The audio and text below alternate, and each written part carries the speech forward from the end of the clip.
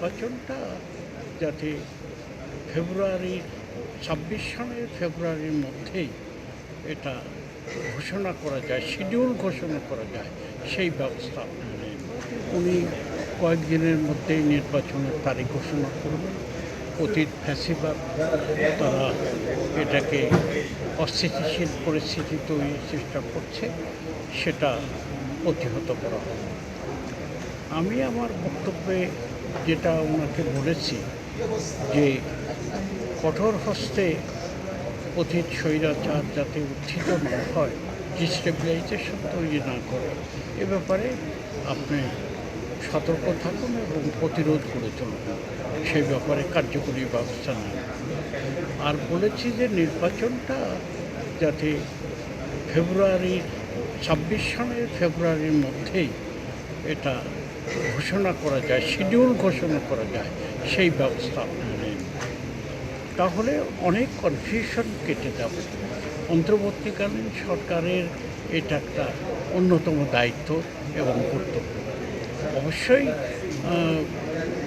সংস্কার এবং নির্বাচন, বিচার, এই তিনটি নিয়েই কাজ করছেন, কিন্তু কোনো সংস্কারই আসলে ফলপ্রসূ হবে না যদি পরিস্থিতির ডিস্টেবিলাইজেশন হয়ে যায়। আমাদের কাজ হলো জনগণের সমস্যা সংকট দূর করার জন্য, আন্দোলনে মাঠে থাকা প্রয়োজন।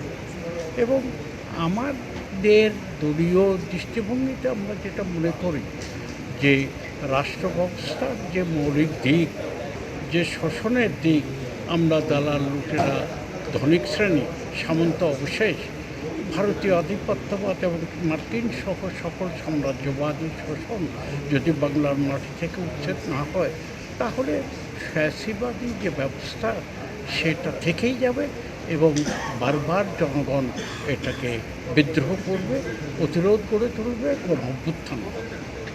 যেটা করছে এখন আছি যে একটা সংগ্রাম গড়ে তোলার জন্য আমরা সুযোগ পাব, সেইটাই আমরা করছি। অতএব আমরা জনগণের কাছে আহ্বান জানাই যে আপনারা ঐক্যবদ্ধ থাকুন, সংগঠিত হন। নব্য ফ্যাসিবাদের যে সব আলামত দেখা যাচ্ছে সেগুলোকে প্রতিহত করতে হবে, উত্থিত করতে হবে, জনগণের সংগ্রাম উত্থিত করতে হবে এবং নতুন অভ্যুত্থান গড়ে তোলার জন্য, জনগণের রাষ্ট্র, সরকার, সংবিধান গড়ে তোলার লক্ষ্যে আমাদের কাজ করে যেতে হবে। এই লক্ষ্যেই গণফ্রন্ট তার ভূমিকা পালন করে যাচ্ছে।